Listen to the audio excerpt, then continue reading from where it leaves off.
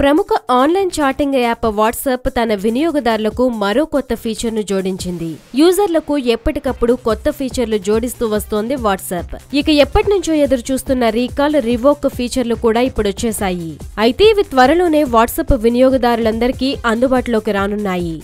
ఇప్పటికే కొన్ని విండోస్ ఫోన్లలో ఇది కనిపిస్తోంది.